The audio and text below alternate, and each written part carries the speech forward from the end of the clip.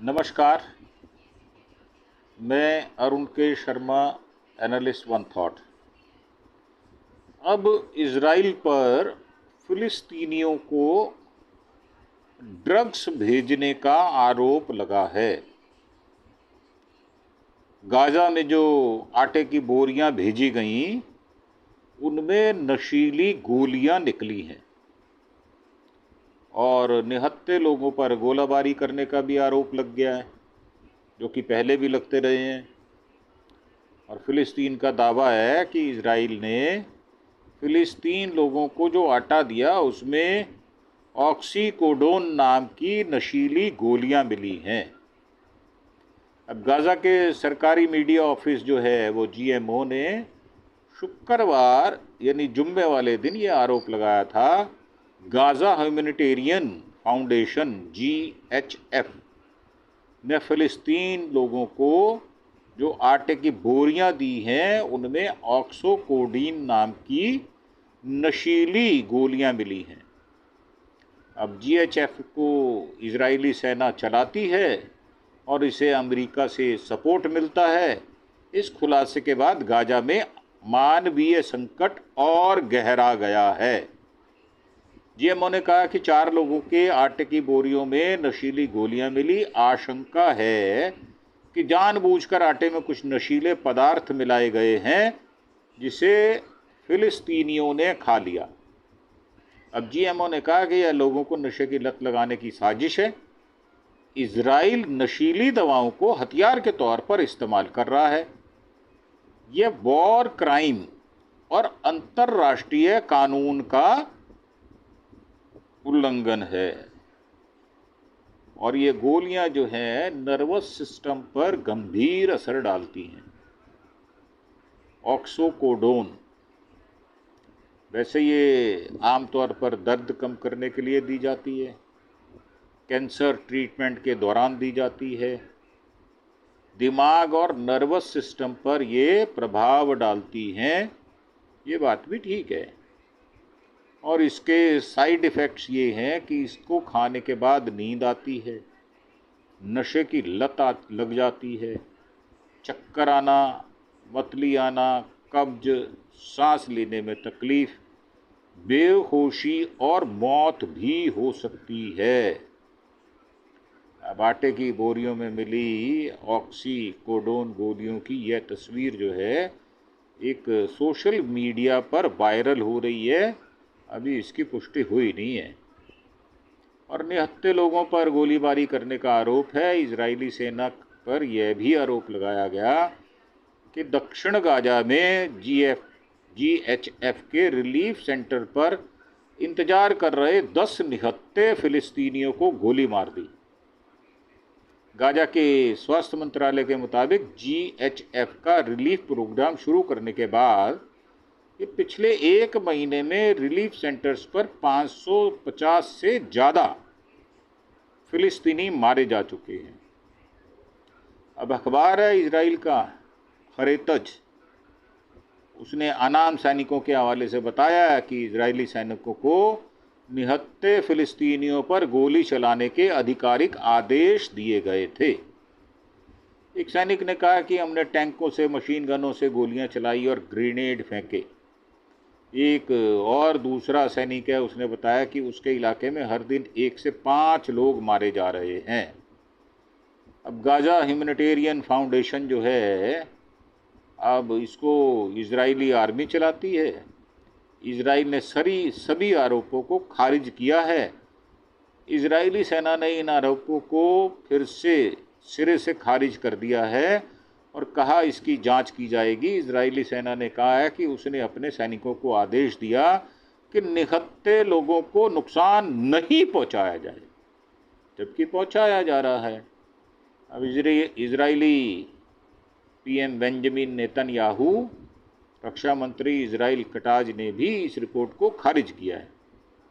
अब गाज़ा में वैसे तो भुखमरी जैसे हालात हो चुके हैं ऑलरेडी, और इजरायली रक्षा मंत्रालय ने 1 हफ्ते पहले बताया था कि गाज़ा पट्टी में मानवीय सहायता के लिए 350 ट्रक भेजे गए।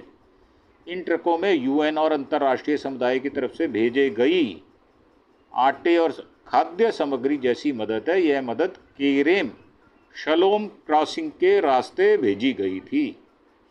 इससे पहले गाजा में 2 मार्च से अनाज नहीं पहुंचा था। खाने पीने के सामानों की कमी के चलते गाजा में भूखमरी का खतरा बढ़ गया था और हालात अभी भी गंभीर बने हुए हैं। और नेतन्याहू का कहना है कि इजरायल यह तय करेगा कि मदद सिर्फ ज़रूरतमंद लोगों तक पहुंचे, हमास को ना मिले। अब राहत सामग्री वाले पैकेट में तेल, बिस्किट, अनाज, चाय पत्ती समेत कई चीज़ें शामिल हैं। और पिछले महीने राफा में फिलिस्तीन लोग खाने का सामान और ज़रूरी मदद की दी गई थी। अब हमास इजराइल के साथ सीज़ फायर के लिए तैयार है। फिलिस्तीन के उग्रवादी संगठन हमास ने पिछले महीने अमेरिका की तरफ से गाजा में युद्ध विराम के प्रस्ताव को स्वीकार कर लिया। यह प्रस्ताव ट्रंप के विशेष प्रतिनिधि स्टीव विटकॉफ ने दिया था। इस नए प्रस्ताव में 10 इजरायली बंधकों की रिहाई और 70 दिन का युद्ध विराम शामिल है। अब राइटर्स है, उसके मुताबिक इस प्रस्ताव में इजराइल की तरफ से कई फिलिस्तीनी कैदियों की रिहाई का मुद्दा भी शामिल था, जिसमें लंबी सजा काट रहे सैकड़ों कैदी शामिल थे। इससे पहले इजराइल हमास के बीच 19 जनवरी को सीज फायर हुआ था। हालांकि 2 महीने बाद 18 मार्च को इजराइल ने गाजा में कई जगहों पर मिसाइल अटैक करके इसे तोड़ दिया था। अब गाजा में 70% बिल्डिंग्स तबाह हो चुकी हैं, कोई बिल्डिंग बची नहीं है। अब गाजा के मीडिया कार्यालय ने इजराइल पर आरोप लगाया कि वह गाजा पट्टी से फिलिस्तीनी आबादी खाली करने की साजिश रच रहा है। ऑफिस ने कहा कि इजरायली सेना जबरन बेदखली, बमबारी और सहायता रोककर गाजा को तबाह कर रही है और ये नरसंहार नस्लीय सफाई है, जिसको नरसंहार कह देते हैं, जेनोसाइड। इजराइल की कार्रवाइयों में अब तक कम से कम 56,331 बड़ी संख्या है ये फिलिस्तीनी मारे जा चुके हैं, जिसमें ज़्यादातर महिलाएं और बच्चे शामिल हैं। अब जीएमओ ने दावा किया था कि गाजा का 70% से ज़्यादा जो बिल्डिंगें हैं वो तबाह हो चुकी हैं। 19 लाख लोग, करीब करीब 85% आबादी अपने घरों से बेघर हो गई है। और ये जो बात कही जा रही है, कहाँ तक उचित है, कहाँ तक अनुचित है, अब ये बात तो जो है वो इजराइल के प्रधानमंत्री ही बता सकते हैं। और हमारे पास ये ऐसी सूचना आई थी तो हमने आपको ट्रांसफ़र की है। अब देखने वाली बात यह है कि इजराइल झूठ बोल रहा है या सच बोल रहा है, कितना सच बोल रहा है, कितना झूठ बोल रहा है, कितनी मदद जा रही है, कितनी नहीं जा रही, तो ये आने वाला समय बताएगा। फ़िलहाल हालात गाज़ा पट्टी के और हमास के ठीक नहीं है, इसीलिए उन्होंने सीज़ फायर की 1 महीने पहले अपील भेज दी है। वो स्वीकार होगी नहीं होगी, देखने वाली बात ये है। और इसी के साथ आपसे विदा लेते हुए आपसे आखिर में अपील करेंगे कि आप हमारे चैनल अरुण के शर्मा एनालिस्ट वन थॉट को सब्सक्राइब अवश्य करें। हालांकि आज संडे है, उसके बावजूद भी हम आपको सारी खबरें विस्तार से बताने का प्रयास अवश्य कर रहे हैं। अब ये आपकी मॉरल ड्यूटी और नैतिक जिम्मेदारी बनती है कि आप हमारे चैनल को ज़्यादा से ज़्यादा सब्सक्राइब करें। इसी के साथ आपका धन्यवाद, थैंक यू। जय हिंद, जय भारत।